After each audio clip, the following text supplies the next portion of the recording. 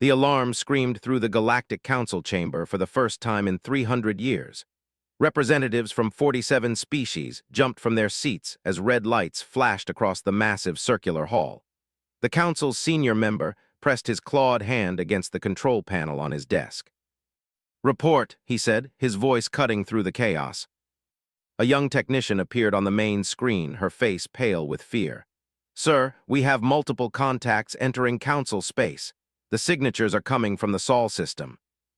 The chamber fell silent. Several representatives looked confused, but the older ones went still, felt his blood turn cold. "That's impossible," he said quietly. "Sol has been dead for 60,000 years. "The sensors don't lie, sir. We count 200 vessels. They're big, bigger than anything in our fleet, and they're headed straight for us." Stood on shaking legs. He was old enough to remember the stories his grandfather told him, stories passed down through generations. Stories about a young species that tried to join the galaxy, only to be destroyed by the Empire before they could truly begin. "Sound the general alert, get our defense fleet ready, and someone find I need the historical archives, now." Across the chamber, representatives shouted questions and demands. Some called for immediate military action. Others wanted to flee, raised his hand for silence. "Whatever is coming," he said, "we will face it together. We are the Galactic Council, we do not run." On the bridge of the Valiant Dawn, Captain Daniel Hayes watched the Council station grow larger on the viewing screen. He was a tall man with gray hair and tired eyes. Those eyes had seen too much in his 40 years of life. Behind him, his crew worked quietly at their stations, each one focused on their task. "Distance to the station?" Daniel asked. 2,000,000 kilometers and closing," replied Lieutenant Maya Collins from the communications console. She was younger than Daniel, with dark skin and quick hands that never stopped moving across her controls. "They know we're here, sir. Their defense fleet is moving into position." Daniel nodded. He expected nothing less. After 60,000 years, humanity was returning to a galaxy that had forgotten them, or worse, a galaxy that remembered them as victims. "How are our systems?" Daniel asked. Chief Engineer Pierce looked up from his station. He was a broad man with rough hands and a mind that understood machines better than people. "All green, Captain. Power at full. Shields ready if needed. But I'd rather not show them everything we can do on the first day." "Agreed," Daniel said. He took a deep breath and stood from his chair. "Maya, open a channel to the Council. Let's introduce ourselves." Maya's fingers flew across her console. "Channel open, sir." Daniel straightened his uniform and faced the viewing screen. "This is Captain Daniel Hayes of the human vessel Valiant Dawn. We come in peace. We have traveled a long way to be here, and we request permission to address the Galactic Council." For a long moment there was only silence. Then the screen flickered to life, showing scaled face. The alien's eyes were wide with something that looked like shock. "Human," said slowly, That's not possible. Your species is extinct. Earth was destroyed 60,000 years ago." "Earth is gone," Daniel agreed. "But humanity survived. 847 of us escaped on 7 colony ships. We've been traveling ever since, building, growing, remembering, and now we've come back." "Why?" asked. "Why return now after so long?" Daniel's expression hardened. "We've come to settle a debt." The words sent a chill through everyone watching. On the council station, representatives began shouting again. Some demanded the humans leave immediately. Others called for weapons to be charged. But held up his hand. He was old and he remembered the stories. He knew what happened to Earth and he knew why. "Lower your weapons," he ordered his defense fleet. Then he looked back at Daniel. "Captain Hayes, you and your command staff have permission to dock. The council will hear what you have to say." Daniel bowed his head slightly. "Thank you, council member. We'll be there in 3 hours." The channel closed. Maya let out a breath she didn't know she was holding. That went better than expected. "Maybe," said from his station. "Or maybe they're just smart enough to know that if we wanted to fight, we would have opened fire already." Daniel returned to his chair. "Prepare a shuttle. Maya, you're coming with me. You have the ship while I'm gone." "Yes, sir," said. "Try not to start a war on your first day back." Daniel almost smiled. No promises. 3 hours later, Daniel and Maya walked through the docking tunnel that connected their shuttle to the council station. They wore simple blue uniforms with no weapons. Behind them, Two other crew members carried a single metal case. The tunnel opened into a large reception area. 50 armed guards from a dozen different species stood waiting, their weapons pointed at the floor but ready. In the center stood and two other council members. Captain Hayes said, "Welcome to Unity Station. I am council member. This is our chief historian and council member of the Trade Authority." Daniel stepped forward and offered his hand in the old human gesture of peace, looked at the hand for a moment, then carefully took it. "Thank you for seeing us," Daniel said. "I know our arrival must be shocking." "Shocking is a mild word," said. He was a small being, no taller than Daniel's waist, with large eyes and 4 arms. 2 of those arms held a data pad that glowed with ancient text. "I've spent the last 3 hours reviewing every record we have of your species. According to our history, humanity should not exist." "And yet here we are," Maya said quietly. "Studied them both. The records say that Earth was home to 8 billion humans when they attacked. Your cities were burned. Your oceans were poisoned. They were thorough in their destruction." "They were," Daniel agreed, his voice heavy. 8 billion people died in 3 days, but not everyone was on Earth when it happened. Some of us were already in space, traveling to our outer colonies. When we saw what was happening, we ran. 7 ships carrying 847 people. That's all that remained of humanity. "And you survived for 60,000 years?" I asked. She was tall and thin, with silver skin that reflected the station's lights. "How is that possible?" "Generation ships," Maya explained. "We traveled slowly, never staying in one place too long. We built habitats in empty star systems. We grew food in hydroponics bays. We had children, and those children had children. Each generation taught the next everything they knew. We kept every piece of human culture and history alive." His eyes narrowed. "And you developed technology far beyond what your species possessed 60,000 years ago. My sensors can barely understand what your ships are made of." "We had time," Daniel said simply. 60,000 years is a long time. We learned, we built, we improved, but we never forgot where we came from, and we never forgot what happened to us." "Which brings us back to your debt," said. He tapped his data pad, and a holographic image appeared in the air between them. It showed Earth as it once was, blue and green and beautiful. "What debt are you talking about, Captain?" Daniel gestured to his crew members, who opened the metal case they carried. Inside was a single data crystal that glowed with soft blue light. "When they attacked," Daniel said, "humanity was young and stupid. We thought we could join the galaxy as equals, but we were wrong. We had nothing to offer and no one to protect us. We should have died completely that day." He picked up the crystal carefully, as if it were the most precious thing in the universe. "But we didn't die. We survived because 12 species helped us. Some gave us star charts so we could find safe routes to escape.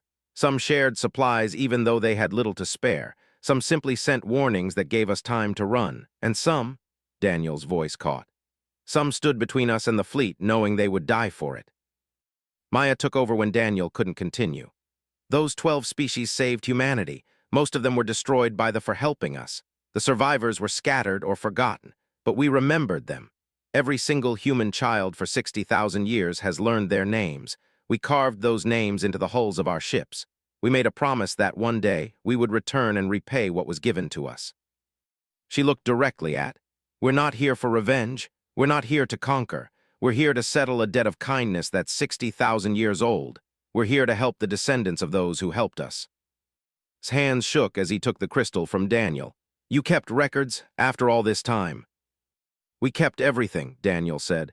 "Names, dates, DNA samples, cultural archives. Every species that helped us is documented in that crystal, and we know where their descendants are now." Was silent for a long moment. Finally, he spoke, his voice thick with emotion. "In all my years on this council, I've never heard of anything like this. Most species barely remember their own history from 1,000 years ago. But you," he looked at the humans with something like wonder, "you remembered for 60,000 years." "We had to," Daniel said simply. "It was all we had. Our home was gone. Our people were nearly extinct. But we had our memories and we had our promise. That was enough to keep us going."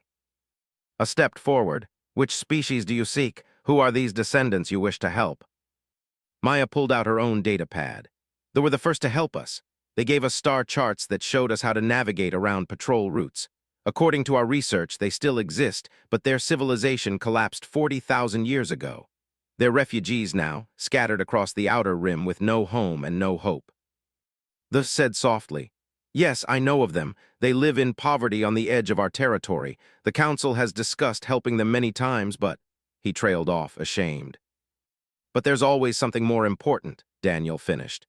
"We understand. Galaxies are complicated places, but they won't be forgotten anymore. We're going to restore their civilization. 3 worlds fully terraformed to their needs, defensive technology to protect them, trade routes to help them prosper, everything they need to become strong again." The council members stared at the humans in shock. A found her voice first. "Terraforming 3 worlds? Do you understand how long that takes, how much it costs?" "About 6 months with our technology," voice said over Daniel's communicator. The engineer had been listening to the whole conversation. "And cost isn't an issue.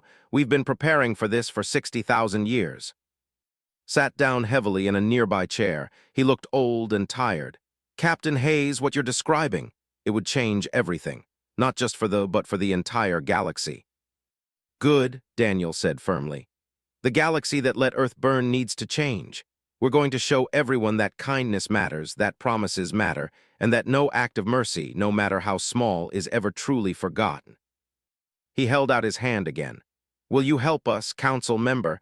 Will you help us find the descendants of those who saved humanity?" Looked at the hand, then at the crystal that held 60,000 years of memory and promise. He stood and took Daniel's hand in both of his own. "Yes," he said. "Yes, we will help you, and perhaps in doing so we'll remember what the council was supposed to be in the first place." As alarms finally fell silent across Unity Station, a new chapter began. Humanity had returned to the galaxy, not with weapons raised, but with hands extended. They had come to pay a debt that most species would have forgotten after a single generation. But humans, it seemed, never forgot. The council chamber was more crowded than it had been in decades. Every representative wanted to see what the humans would present. Some came out of curiosity. Others came out of fear. All of them watched as Ambassador Foster stepped onto the speaking platform at the center of the Great Hall. Was older than Daniel, with white hair pulled back in a simple style. Her face showed every one of her 53 years, but her eyes were sharp and clear. She had spent 30 years studying the records that humanity carried across the stars. She knew every name, every date, every sacrifice. "Members of the Galactic Council," she began, her voice carrying clearly through the chamber. "Thank you for allowing us to speak today. I know our return has caused confusion and concern. I hope to answer your questions." She touched a control on the podium, and the air above the chamber filled with images. Thousands of them spreading out like stars in the night sky. Each image showed a human face. "These are the survivors," said. 847 people who escaped Earth's destruction. Farmers and scientists, teachers and soldiers, parents and children. They climbed aboard 7 ships with whatever they could carry and fled into the dark. The images began to move, showing the colony ships traveling through empty space. The vessels looked primitive compared to modern ships, barely more than metal boxes with engines attached. "They had no plan except to survive," continued. "They had limited supplies, old technology, and no safe place to go. By every logical calculation, they should have died within a generation. But they didn't, and I want to show you why." The scene changed. It showed one of the human ships drifting in space, its engines dark and cold. The hull was damaged by weapons fire. "This is the colony ship Perseverance, 17 days after Earth's fall. They found them near the outer reach. The humans had no weapons, no shields, nothing that could stop a warship." A new ship appeared in the image, moving between Perseverance and the vessel. It was small and old, a merchant ship from the species. "This is the gentle trader commanded by Captain Al of the merchant fleet," said softly. "He was carrying medical supplies to a colony world. When he saw what was happening, he had a choice. He could run and save himself and his crew, or he could help people he had never met." The image showed the ship broadcasting a distress signal, claiming to have valuable cargo. The warship turned away from the human ship to investigate. "Captain Al gave the humans time to escape," said. "He broadcast his ship's position and lied about what he was carrying. They destroyed his ship. All 42 members of his crew died, but Perseverance got away, carrying 308 human survivors to safety." Silence filled the chamber. Many representatives looked down, unable to meet eyes. "This happened again and again," continued. The images changed, showing different ships and different species. They gave us food when they had barely enough for themselves. They provided shelter on their space stations, even though they had threatened to destroy anyone who helped us. They transmitted fleet positions to us, giving us hours of warning that saved thousands of lives. She paused, letting the weight of those words settle over the chamber. 12 species helped humanity when we had nothing to offer in return. Most of them paid dearly for their kindness. They were thorough in their revenge. They crushed anyone who showed mercy to the humans. Spoke from his seat. We know this history, Ambassador. It's written in our oldest archives. The Empire was brutal and efficient. They were finally defeated 20,000 years ago, but the damage they did still echoes through the galaxy. Yes, agreed. They are gone, but the species they hurt are not forgotten, at least not by us. She touched the controls again. The images disappeared, replaced by a single hologram of a young human woman. She looked tired and scared, but her voice was steady as she spoke. My name is Lane. I'm recording this on the colony ship Hope 60 days after Earth's destruction. We're safe now, traveling beyond the reach of but I need to say this while the memory is fresh. I need everyone who comes after me to hear it. The hologram took a deep breath. 12 species helped us when they didn't have to. They knew they would punish them. They helped us anyway. So I'm making a promise right now, and I want every human who ever lives to hear it. We will survive. We will rebuild. And one day we will return to repay every kindness shown to us. This is our oath. This is our purpose. We will not forget. The hologram faded, stood quietly for a moment before speaking again. Lane died 40 years later at the age of 73. She spent her entire life teaching the next generation about the debt we owed. Her children taught their children, and so it went for 60,000 years. Every human child learned the names of the species that saved us. Every human adult contributed to our mission of return and repayment. A council member from the species stood. This is a touching story, Ambassador, but I must ask a practical question. You say you want to repay these debts, but most of the species you mention are extinct. They have been gone for nearly 60,000 years. They were enslaved so long ago that even they've forgotten their original culture. How can you repay a debt to species that no longer exist? Smiled sadly. You're right that many of them are gone, but not all, and even for those who are extinct, we will honor their memory. But let me show you something. She nodded to Maya, who was seated near the front of the chamber. Maya stood and activated her data pad. New images appeared, showing current star charts and population records. They survive, Maya said. 200,000 of them, scattered across 17 refugee settlements. They have no military, no real government. They live on whatever charity other species provide, and that charity has been running thin for the last few centuries. They also survive, she continued. 2 billion of them living in the hand system. Their sun is dying early due to stellar instability. In approximately 50 years, it will collapse completely. They don't have the technology to evacuate their entire population. Current projections suggest that 90% of their species will die. And Maya said, her voice growing harder. 80 million of them enslaved by the collective. They're used as labor for mining operations in systems too dangerous for citizens. Their death rate is 40% per generation. The chamber erupted with noise. Representatives shouted at each other, some defending their ignorance, others demanding to know why the council had done nothing. Stood and raised his hands for silence. Ambassador Foster, Lieutenant Collins, were aware of these situations. The council has limited resources and many problems to solve.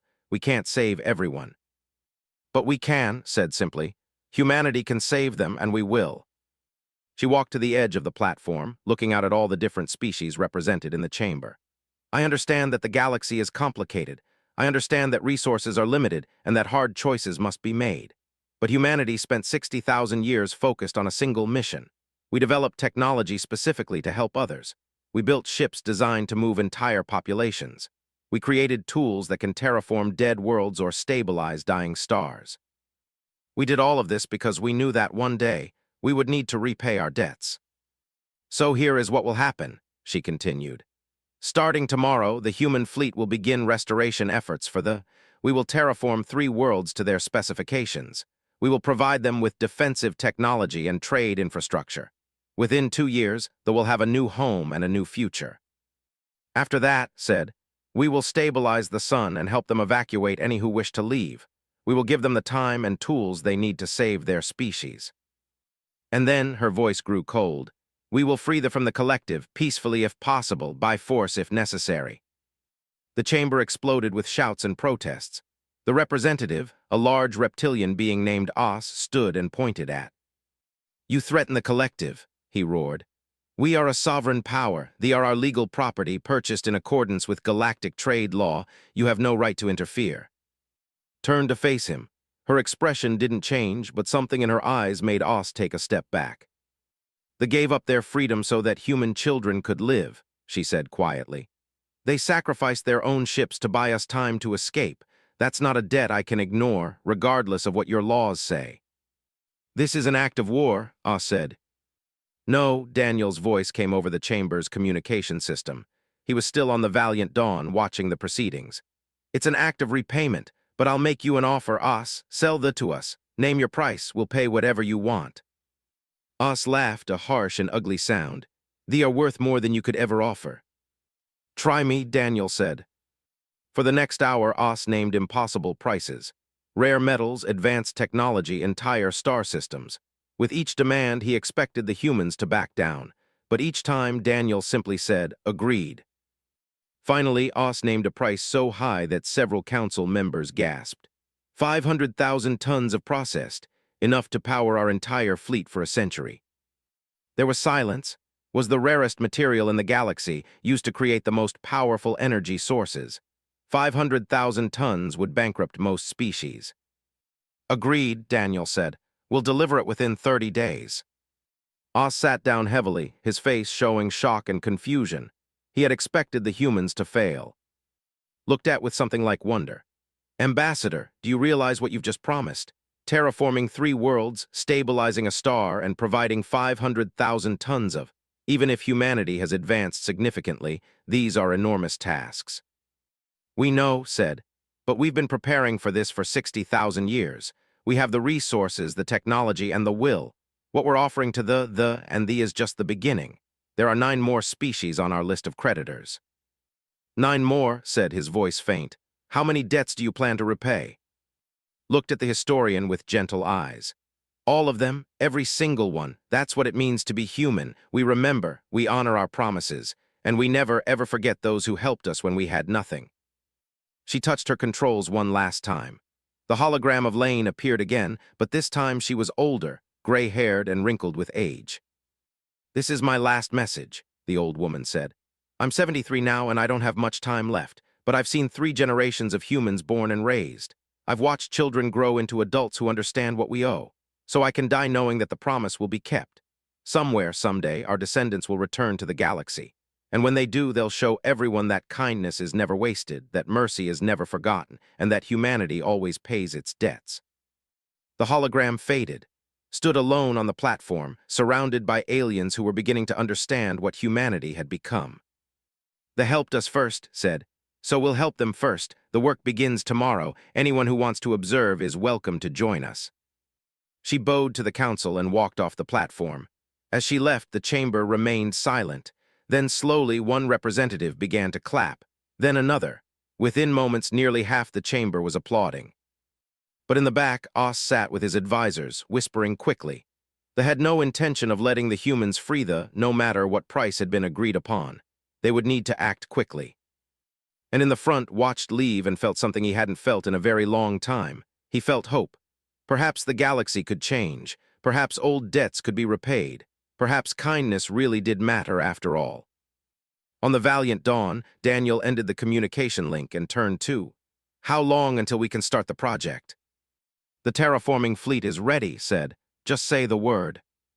Then let's begin, Daniel said. We've waited 60,000 years. It's time to show the galaxy what humanity learned during our long journey home. Maya stood beside him, looking at the stars through the viewing screen. Do you think they understand? She asked quietly. Do they understand why we're really doing this? Daniel was quiet for a moment. Not yet. They think we're being generous or paying debts out of obligation, but eventually they'll understand the truth. What truth? Maya asked. That we're not doing this because we have to, Daniel said. We're doing it because those 12 species showed us something important 60,000 years ago. They showed us that in a dark and dangerous galaxy, there are still people willing to help strangers for no reason except that it's the right thing to do. They taught us the most important lesson we ever learned. He looked at Maya and smiled. They taught us how to be better than we were, and now it's our turn to teach that lesson to everyone else. Pierce stood on the bridge of the terraforming ship New Earth and watched 3 dead planets rotate slowly beneath him. The worlds had no names, only designation numbers. They were cold, lifeless rocks orbiting a dim star in the outer reaches of Council space. But in 3 months, they would be paradise. "All ships reporting ready," said Lieutenant Karen from her station.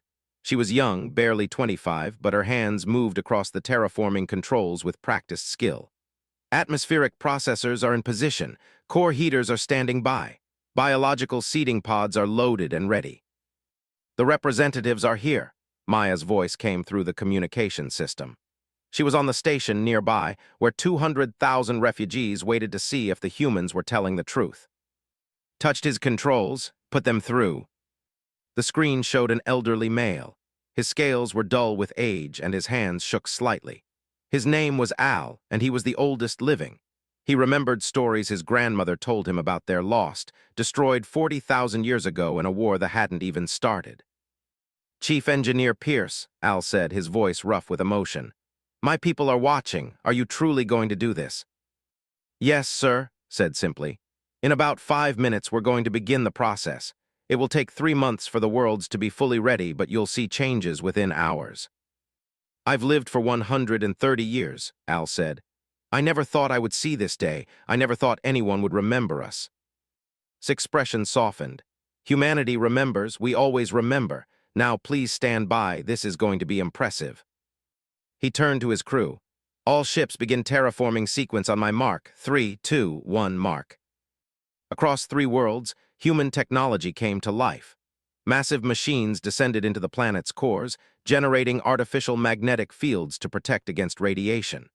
Atmosphere processors began pumping carefully balanced gases into the thin air, creating breathable atmospheres layer by layer. Orbital mirrors redirected starlight, warming the frozen surfaces. On the viewing screens, the dead planets began to change. Ice started melting. Clouds formed in newly created atmospheres. Within the first hour, liquid water appeared on the surface for the first time in millions of years.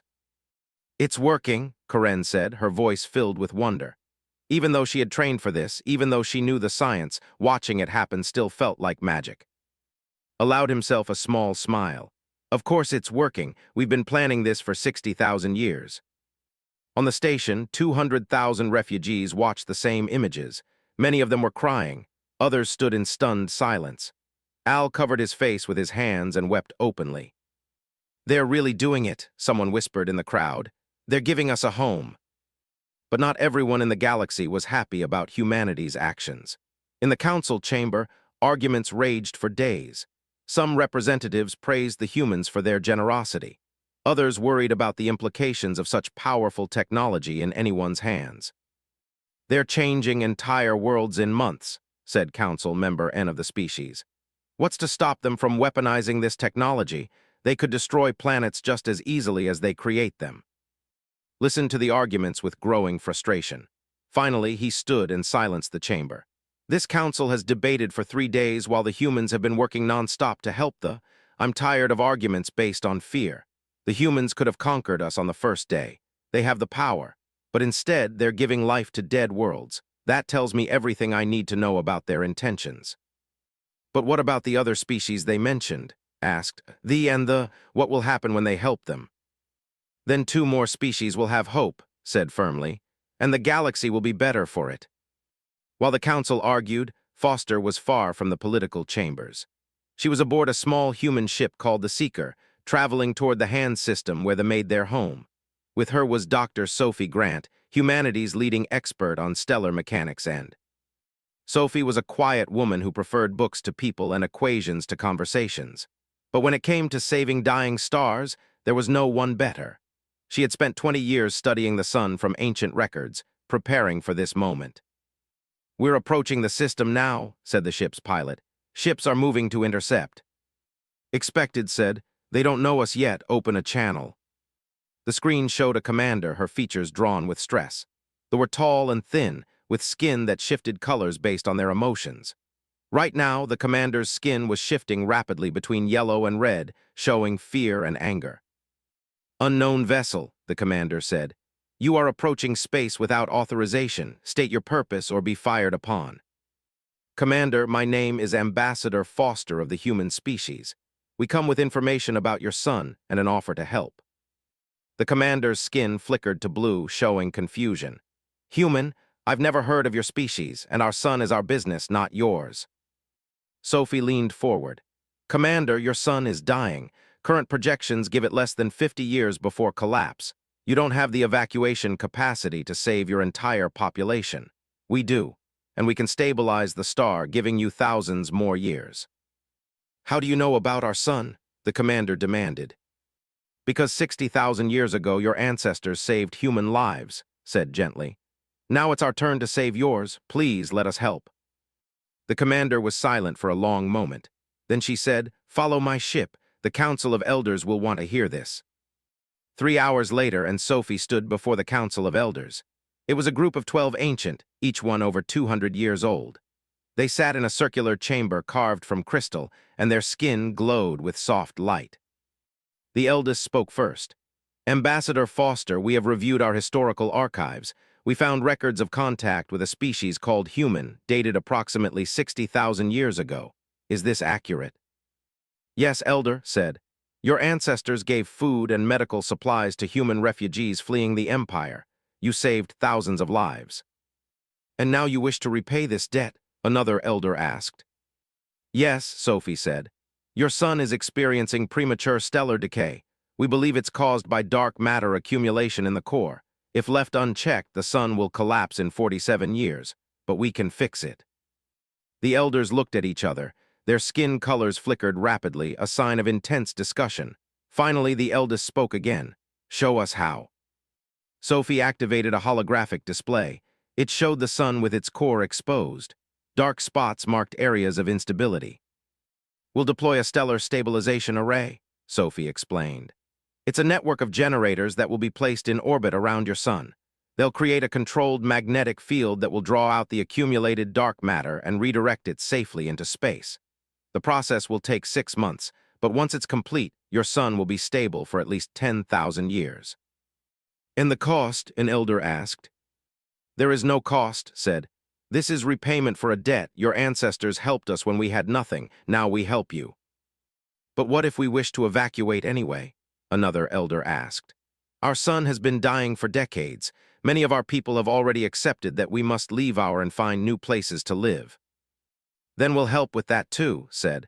"We have ships capable of moving your entire population if needed. We can help you find new worlds to settle. Whatever you need, we'll provide it." The eldest elder stood slowly. Her skin glowed bright white, a color that meant joy. "In all my years, I never thought I would see this day. We believed we were alone in our struggle, but you've traveled across time itself to help us." She bowed deeply, a gesture of profound respect and culture. "Humanity has our gratitude and our friendship. Please save our son." While Sophie began work in the system, Maya Collins was traveling to the edge of council space with a small fleet of human ships. Her destination was a mining colony where 80 million slaves worked in conditions that would kill most species. Daniel had wanted to come himself, but Maya convinced him to stay behind. "If you go, they will see it as a military threat," she argued. "Let me go. I'll handle the negotiation." Now, looking at the massive mining facility ahead, Maya wondered if she had made a mistake. The place was a nightmare of metal and smoke, a planet stripped bare by endless mining operations. "Patrol ships approaching," her pilot warned. "They don't look happy." "They're about to be even less happy," Maya said. She opened a channel. "This is Lieutenant Maya Collins of the Human Fleet. We're here to collect in accordance with the agreement made with Representative Oss." "There is no agreement," a harsh voice replied. "The collective does not recognize your claim. Leave immediately or face the consequences." Maya's expression hardened. She touched a control and her small fleet moved into a tight formation. "I was hoping we could do this the easy way, but if you want to do it the hard way, that's fine too." "You threaten us with 3 ships," the commander laughed. "We have 50 vessels defending this facility. Leave now or we will destroy you." "Okay," Maya said calmly. But first, let me show you something. She nodded to her weapons officer. A single beam of light shot from the lead human ship. It didn't hit any of the vessels. Instead, it touched one of the many asteroids floating near the mining colony. The asteroid simply vanished, converted to pure energy in an instant. The channel went silent. That was our weapons system set to 1% power, Maya said pleasantly. We can do that to each of your ships if we need to, or you can stand down and let us take the to freedom, your choice. The commander's face appeared on screen. He looked pale and frightened. You would start a war over slaves. They're not slaves, Maya said, her voice turning cold. They're people. They're people whose ancestors saved human lives 60,000 years ago, and we're taking them home. For a long moment, no one spoke. Then the commander said quietly, "Stand down, let them pass." Maya felt her shoulders relax slightly. She hadn't wanted to fight, but she would have if necessary. "Thank you, Commander. This doesn't have to be difficult." The human ships moved past the fleet and landed at the mining facility. When the doors opened, Maya stepped out and found herself facing 80 million. They were small beings, no taller than a human child, with gray skin and large eyes that had adapted to underground darkness. An elderly male approached slowly, his body bent from years of hard labor. "Are you truly here to free us?" he asked, his voice hoarse. Maya knelt down to meet his eyes. "Yes, your ancestors saved human children 60,000 years ago. We've come to honor that debt. You're free now, all of you." The old touched Maya's face with trembling hands. Then he turned to his people and shouted in their language. The sound that followed was like nothing Maya had ever heard. 80 million voices crying out in joy, in disbelief, in hope. It took 3 days to load all the transport ships that followed Maya's fleet. The humans provided food, medicine, and comfort to beings who hadn't known kindness in generations. When the last was safely aboard, Maya turned to leave. "Lieutenant Collins," the commander called out, "I need to know, would you really have destroyed my fleet?" Maya looked at him steadily. "Yes, but I'm glad I didn't have to. Violence should always be the last option, not the first." "Why?" the commander asked. "You have the power to take whatever you want. Why negotiate at all?" "Because power without restraint is tyranny," Maya said. "Humanity learned that lesson the hard way 60,000 years ago. We were weak once and the strong destroyed us without mercy. We survived because a few people chose kindness over cruelty. Now that we're strong, we remember that lesson. We use our power to protect, not to conquer." She walked back to her ship, leaving the commander standing alone, thinking about her words. Back in council space, the 3 worlds were nearly ready. Rivers flowed where there had been only ice. Forests grew where there had been only bare rock. Animals from genetic archives began to populate the new ecosystems. Stood on the surface of the first completed world and watched the sunset.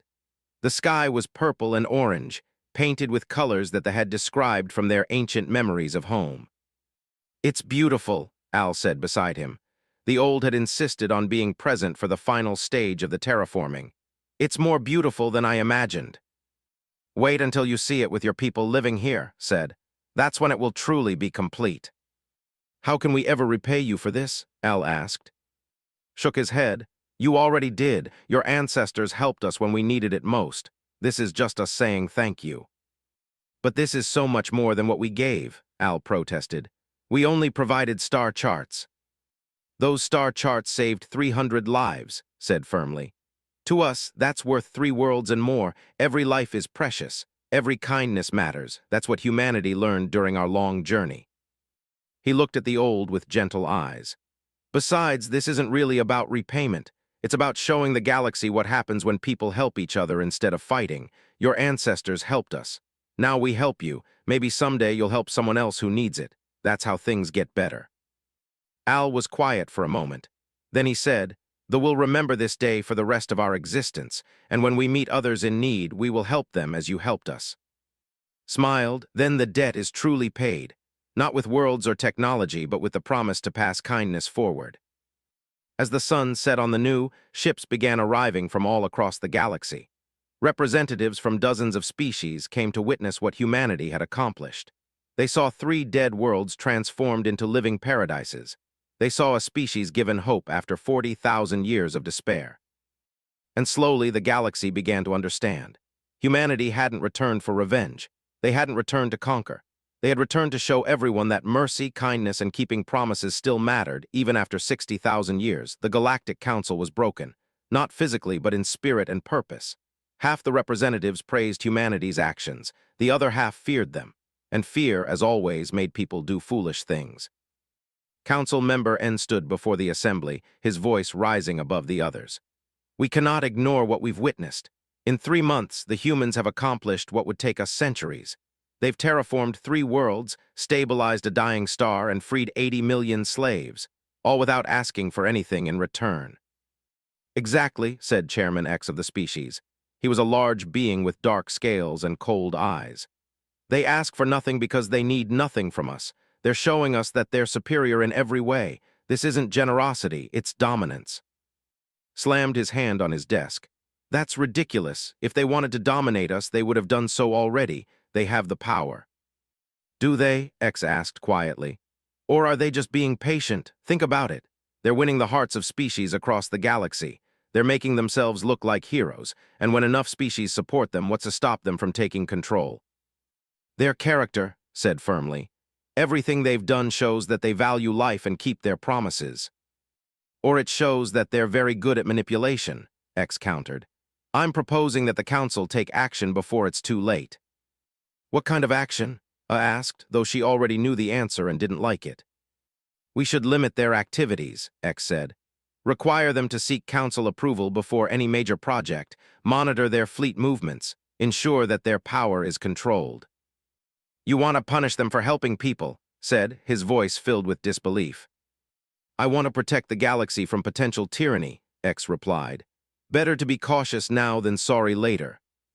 The vote was closer than wanted. 42% of the Council voted to restrict humanity's actions. It wasn't enough to pass, but it was enough to show how divided they had become. While politicians argued, human scientists were making a discovery. Historian Alan Brooks had spent weeks digging through ancient archives with help. Together, they found something that made Alan's hands shake.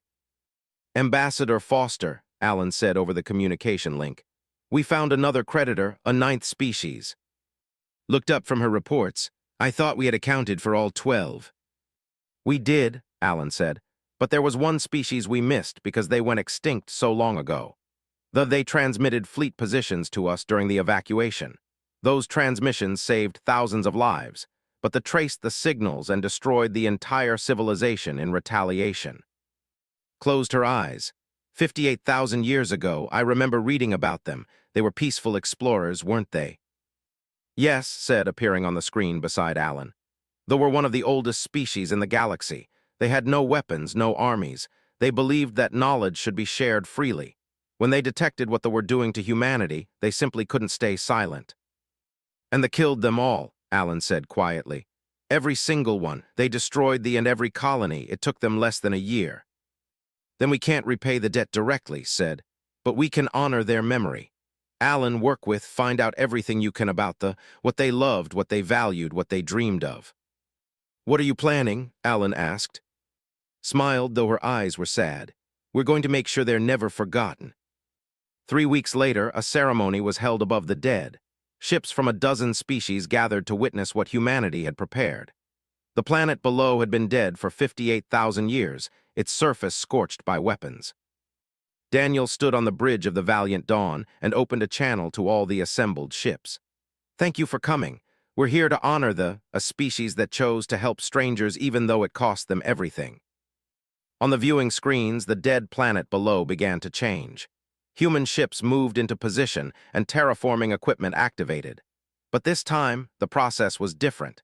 Instead of creating a world for one species, the humans were creating something new. They believed that knowledge should be shared freely, Daniel said, as green began spreading across the dead surface. They believed that all life was precious, so we're creating a sanctuary in their name. This world will become home to endangered species from across the galaxy, a place where life can flourish and be protected. Forests grew where there had been ash. Oceans formed where there had been craters. And in the center of the largest continent, a massive structure rose from the ground. It was a library and museum built from crystal that caught the sunlight and threw rainbows across the sky. The Memorial Library's voice said. It will contain the complete history of every known species, living or extinct. Their cultures, their achievements, their struggles, nothing will be forgotten, and any species facing extinction can send their knowledge here to be preserved for future generations. The library will be maintained by human volunteers, Daniel continued. We'll rotate crews every 5 years, ensuring that this dream of shared knowledge lives on. This is our gift to a species we can never repay directly. We can only honor their memory by continuing their mission. Among the watching ships, many crews stood in silence. Some were moved by the gesture. Others were impressed by the technology.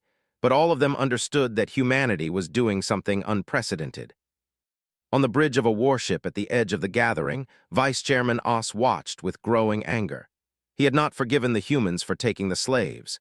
He had not forgiven them for humiliating his fleet without firing a shot. This display of power must be stopped, he said to his officers. The humans are making us all look weak. His second-in-command hesitated. Sir, they're just building a memorial. They're showing off, Oss corrected. They're demonstrating that they can change entire worlds on a whim, and everyone is applauding them for it. What would you have us do? The officer asked. Oss smiled coldly. I've been speaking with other council members who share my concerns about human power. We're going to take action. What kind of action? The humans have their fleet spread across the galaxy, Oss said. Ships at the worlds, ships at the system, ships here at the memorial. They're divided and vulnerable. If we strike now, we can cripple them before they become unstoppable.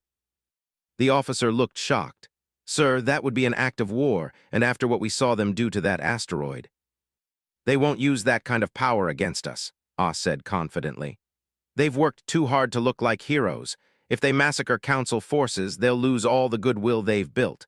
They'll be forced to negotiate and will demand limits on their activities. And if you're wrong, the officer asked quietly. I'm not wrong, Oss said. Trust me, the humans are soft. They value life too much to fight properly. That's their weakness. But someone was listening to these conversations. Al was an intelligence officer who had been assigned to monitor communications after the humans saved her. She had been doing her job quietly, not expecting to find anything important. But when she heard Oss planning an attack on the humans, she acted immediately. Ambassador Foster, Al said over an encrypted channel, I need to speak with you urgently. 30 minutes later, sat in her office with Daniel, Maya, and listening to the recorded conversations. When the recording ended, the room was silent. They're planning to attack the worlds in 3 days, said finally. They think we're vulnerable because our fleet is spread out. We could recall the fleet, Maya suggested. Concentrate our forces. No, Daniel said firmly. If we do that, we abandon we show the galaxy that threats work against us.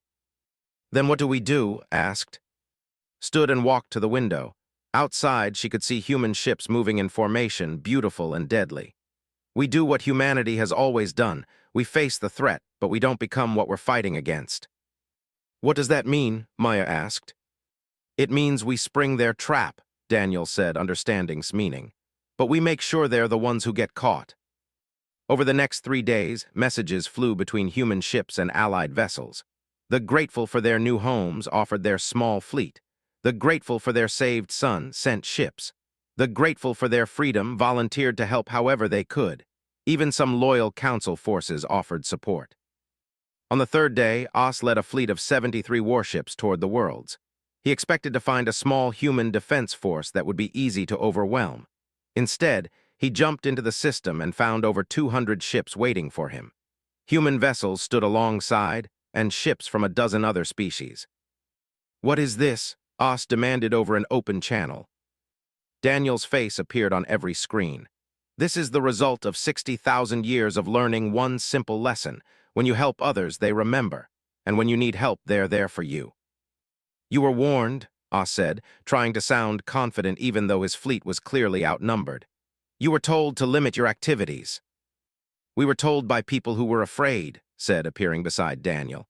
We don't respond well to threats motivated by fear, but we're still willing to talk. Power down your weapons and we'll negotiate. We came here to stop you, Oss said, not to negotiate. Then you came here to fail, Maya added. Look around you. We're not alone anymore. You're not fighting just humanity. You're fighting everyone we've helped, everyone who believes that mercy and kindness matter more than fear and control. Chairman X's ship was among the conspiracy fleet. He had been certain that humanity would back down when faced with military force. But looking at the assembled ships, seeing species standing together in mutual defense, he began to understand that he had made a terrible mistake. X said over a private channel, "We need to retreat, this isn't what we planned." "We can still win," Oz insisted. "They won't actually fight, they're too soft." "Are you willing to bet your life on that?" X asked. Oz looked at the assembled fleet and realized that he had miscalculated badly. The humans had turned his ambush into a demonstration of unity. They had shown the galaxy that their strength wasn't just technology or ships. Their strength was the loyalty and friendship of species they had helped. "All ships," Oz finally said, his voice bitter, "prepare to retreat." But before anyone could move, X made his own decision. He had come too far to back down now. If he retreated, he would look weak. If he attacked, at least he would go down fighting. "All ships," X said, overriding Oz. "Fire at will." The conspiracy fleet opened fire, weapons lighting up the darkness of space. And in that moment, everything changed. The Allied fleet moved to intercept, shields activating in perfect coordination. But the human ships did something unexpected. Instead of firing back with their powerful weapons, they moved to protect the other vessels, using their superior shields to absorb hits meant for their allies. "Return fire," someone on a ship called out. "No," Daniel's voice said calmly. "Let us handle this, defensive positions only." The human ships moved like dancers, precise and coordinated. They disabled enemy weapons without destroying ships. They crippled engines without killing crews. Every action was measured, controlled, designed to end the fight without unnecessary death. X watched in growing horror as his fleet was systematically taken apart without the humans destroying a single vessel. His own ship was hit by something that simply turned off all his weapons and engines. No explosion, no damage to life support, just a clean, surgical strike that left his ship floating helplessly in space. Within 20 minutes, it was over. 73 conspiracy ships floated in space, crews alive but vessels disabled. Not a single person had died in the battle. Daniel opened a channel to all the disabled ships. "Your crews will be rescued and returned safely to Council space. Your vessels will be repaired and returned to you.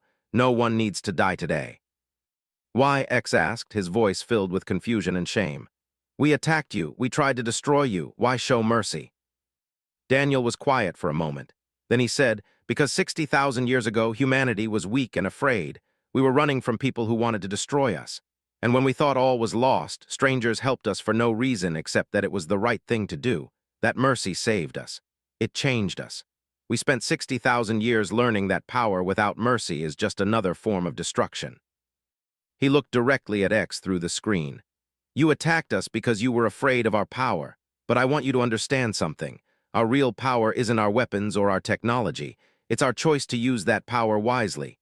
It's our decision to show mercy when we could show destruction. That's what makes us strong."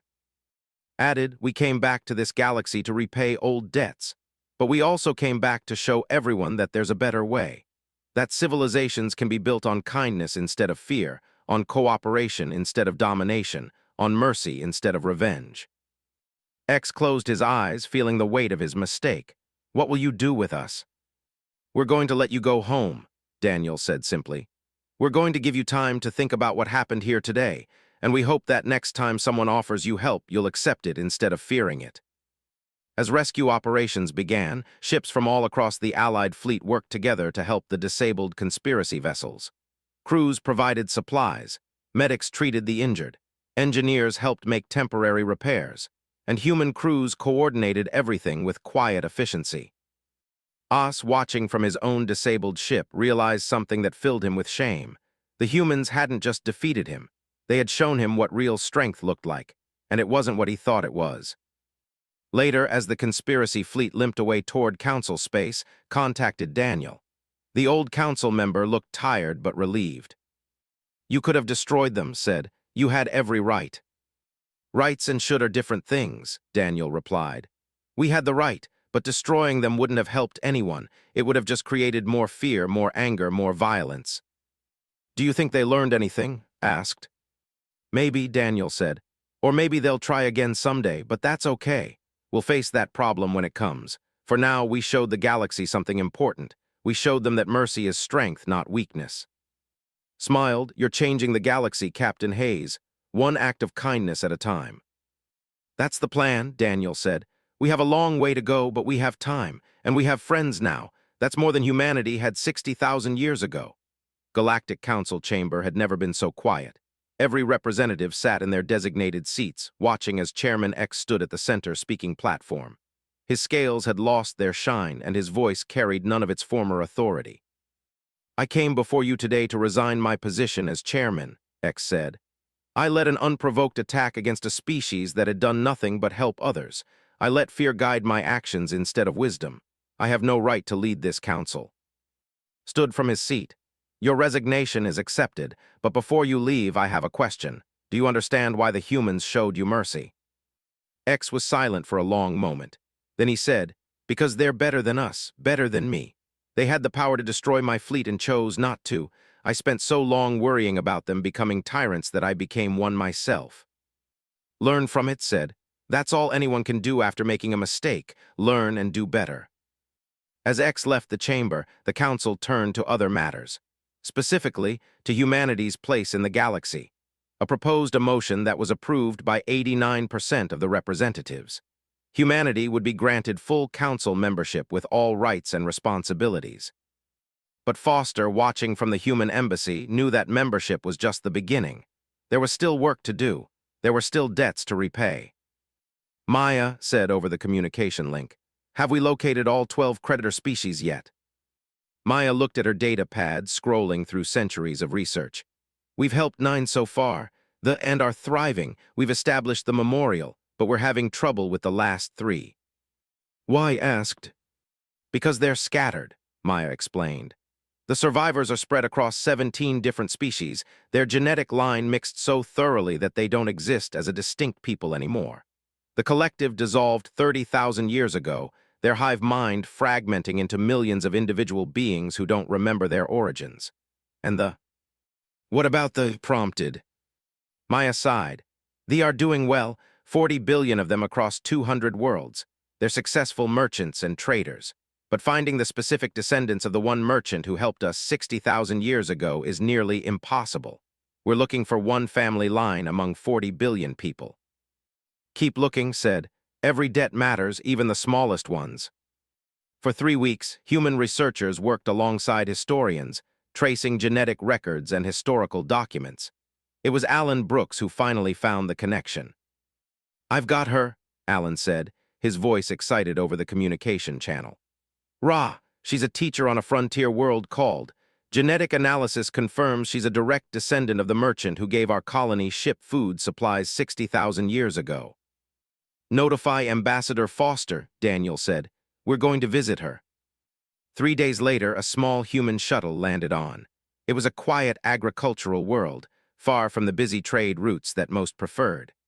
Daniel and Maya walked through a simple village until they reached a small school building. Inside, they found Ra teaching a class of young children. She was a slender being with golden fur and large, intelligent eyes. When she saw the humans enter, she paused her lesson. Can I help you? Ra asked. Ms. Ra said, my name is Ambassador Foster. We've traveled a long way to speak with you about your ancestor. My ancestor? Ra looked confused. Which one? Her name was Ara, Maya said. She was a merchant who commanded a small cargo ship 60,000 years ago. Do you know of her? Of course, Ra said.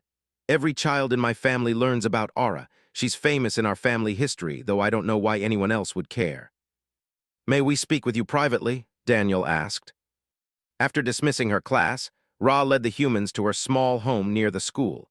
She served them tea in the custom and waited for them to explain why they had come. 60,000 years ago, began, humanity was fleeing the destruction of our. We had very little food and our supplies were running low. A merchant named Ara encountered one of our colony ships. She saw that we had children aboard who were starving. Ra's eyes widened. The human refugees? Yes, that story is part of our family tradition. Ara gave the humans all the food from her cargo hold. She gave us everything, Maya said quietly. Her entire cargo, it was supposed to feed her crew for 6 months. Instead, she rationed her people for a year on minimal supplies. 3 of her crew died from malnutrition complications. But 94 human children survived because of what she gave us. Tears filled Ra's eyes. I didn't know people died. That part was never in the story. Your ancestor was a hero, Daniel said. She saved 94 lives at tremendous personal cost, and now, 60,000 years later, humanity has returned to repay that debt. Ra shook her head in confusion. But there's nothing to repay. Ara made her choice. She didn't expect payment.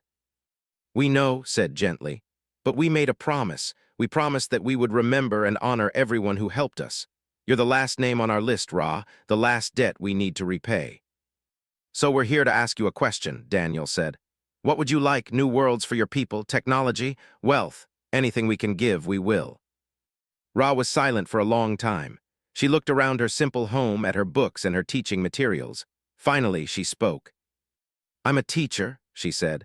My whole life, I've tried to help young people understand the world, but there's so much I don't know, so much I wish I could teach them. If humanity really wants to give me something, I want knowledge. What kind of knowledge? Maya asked. Everything, Ra said, her eyes bright with passion. You survived for 60,000 years in conditions that would have killed most species. You built technology that can reshape worlds. You developed wisdom that lets you show mercy to enemies. I want to learn how you did it. I want to understand your journey so I can teach my students about perseverance, about hope, about choosing kindness even when it's hard. Smiled, and it was a smile of genuine joy. That's exactly what we were hoping you would ask. It is, Ra said, surprised. The greatest gift anyone can give is the gift of knowledge, Daniel explained. It's what they believed. It's what we learned during our long journey. When you share what you know, you make everyone stronger. We have something to show you, Maya said. She activated a holographic projector and the image of a planet appeared in the air. It was Earth, restored to life after 60,000 years of death. This is said. We spent 10 years rebuilding it from genetic archives and historical records, and on the largest continent we've built something special. The image zoomed in to show a massive building that seemed to grow from the Earth itself, its walls covered in living plants and its towers reaching toward the sky. The Academy of Long Memory, Daniel said. It's a university where all species can come to study together, to learn from each other, to understand that knowledge shared is knowledge. We want you to be one of the first teachers there, said. You and anyone else who wants to learn, they are welcome to send students and scholars. We'll teach them everything we know, and we hope they'll teach us in return. Ra covered her mouth with her hands, overwhelmed. You're creating a school for everyone. For everyone, Maya confirmed. Because that's what we learned during 60,000 years of survival. No species is complete alone. We all have something to teach and something to learn. The Academy will be a place where those exchanges happen freely. But why, Ra asked, why build something so ambitious? Because your ancestor taught us something important, Daniel said. She showed us that one person's sacrifice can change the course of history. 94 children lived because of her choice. Those children grew up and had children of their own. 60,000 years later, humanity exists because Ara chose to give instead of keep. He looked at Ra with gentle eyes. We can never truly repay a debt like that. We can only honor it by becoming the kind of people who make similar choices. We can only pass that gift forward. Then I accept, Ra said, wiping tears from her eyes. I'll come to your academy, I'll learn everything I can, and I'll teach everything I know. Pulled out a small crystal, similar to the one they had shown the council months ago. This contains the complete history of humanity's journey, every triumph and every tragedy, every lesson learned and every mistake made. It's yours now. Share it with anyone who wants to understand. As Ra took the crystal, she felt the weight of history in her hands. 60,000 years of memory passed from one teacher to another. 2 months later, the Academy of Long Memory officially opened on Earth. Representatives from 47 species attended the ceremony. Students from a dozen worlds walked the halls, eager to begin their studies. Daniel stood at the main entrance with Maya, watching as people from across the galaxy entered the building together, walked beside, chatted with. Even some had come, curious to learn from the species they had once opposed. We did it, Maya said quietly. We repaid all 12 debts. No, said, shaking her head. We completed our original promise, but the work isn't done. What do you mean? Maya asked. Look at them, said, gesturing to the diverse crowd. Every species here has stories of kindness they've received and kindness they've given. Every one of them has debts they want to honor. We didn't just repay our debts. We started something bigger. Daniel understood what she meant. We showed them it was possible. We showed them that promises can be kept and that kindness matters. Exactly, said. And now others will follow our example. They'll help each other. They'll remember each other. The galaxy will change one act of mercy at a time. Later that evening, Daniel found himself alone in the Academy's main hall. The building was quiet, most visitors having left for the night. He walked through the corridors until he reached a special room at the heart of the structure. The memorial chamber held the names of all 12 species who had helped humanity 60,000 years ago. Each name was carved in crystal that glowed with soft light. Below each name was a brief description of what they had done and how humanity had honored their memory.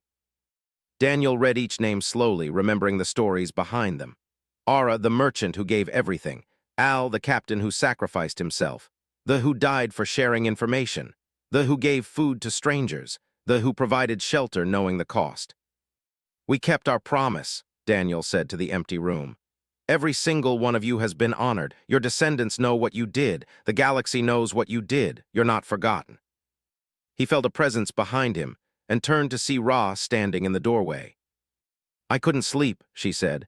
Too excited about tomorrow's classes, I came here to think. It's a good place for thinking, Daniel said. Ra walked to stand beside him, looking at the crystal names.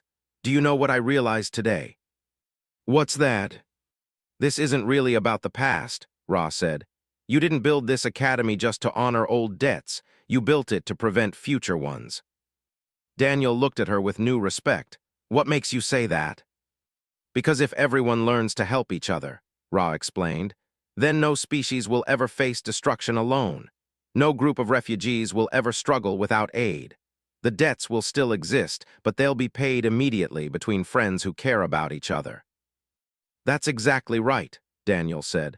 We spent 60,000 years learning that lesson the hard way. We want to teach it to everyone else the easy way. It's brilliant, Ra said. And it's terrifying. You're trying to change the fundamental nature of galactic civilization. Is that a bad thing? Daniel asked. No, Ra said immediately. It's the best thing I've ever seen anyone try to do. It's just ambitious. Humanity has time, Daniel said.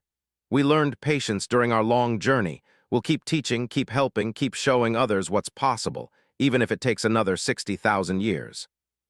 They stood together in comfortable silence, looking at the names of heroes long dead but never forgotten. Finally, Ra spoke again. Captain Hayes, can I ask you something personal? Of course. Do you ever wish things had been different, that Earth had never been destroyed, that humanity had never had to flee? Daniel considered the question carefully. Every day, he admitted. 8 billion people died, entire civilizations, cultures, histories lost forever. I would give anything to bring them back. But, Ra prompted, sensing there was more. But if Earth hadn't fallen, Daniel said slowly, if we hadn't been forced to run and survive and struggle for 60,000 years, we might have become something different. We might have become conquerors or tyrants or just another species fighting for dominance. Instead, we became people who understand that mercy matters more than power, that kindness is stronger than cruelty, that keeping promises is more important than winning wars. He gestured to the memorial chamber around them. 8 billion people died so that 847 could live. That's a terrible price. But those survivors made sure the price meant something.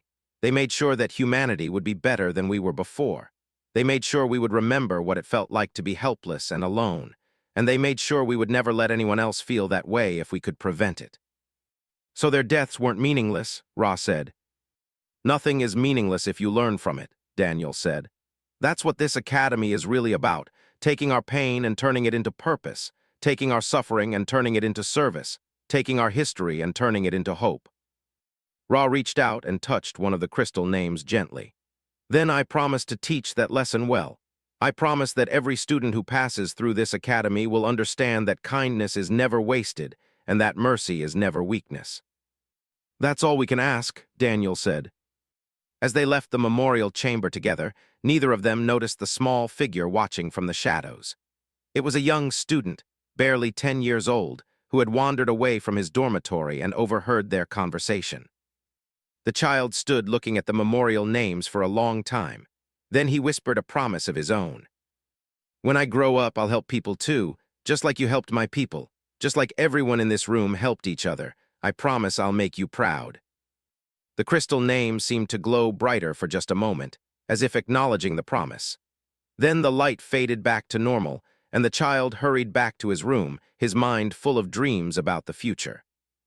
Outside, the Earth turned slowly beneath its restored sky. Ships from a dozen species orbited peacefully overhead.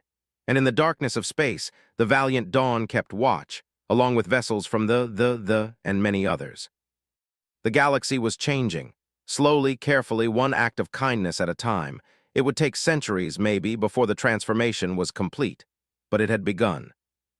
And it all started because 847 humans refused to forget. Because they kept a promise across 60,000 years.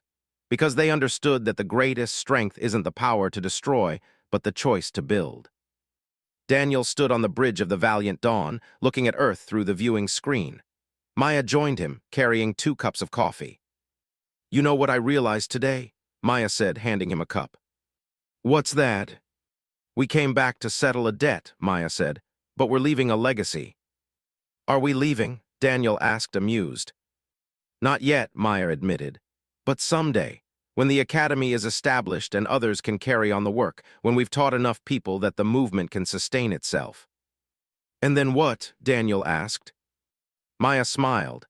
"Then we go find new species who need help, new debts to create, new friendships to build. The galaxy is big, Daniel. There's a lot of work to do." 60,000 years wasn't enough to explore it all, Daniel said, teasing. "We spent 60,000 years preparing," Maya corrected. "Now we get to do the actual work, and this time we're not alone. We have friends, we have allies, we have people who believe in what we're doing." "That's a nice change," Daniel agreed. They stood together in comfortable silence, watching the stars. Somewhere out there, other species were struggling, other refugees were fleeing, other children were going hungry. But they wouldn't be alone, not anymore. Because humanity had returned, not with weapons raised, but with hands extended.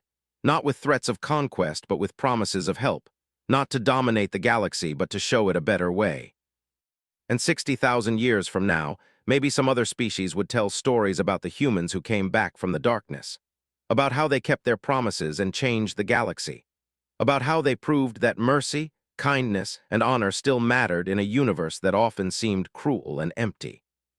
About how they settled a debt and saved a civilization in the process. "They're owned,"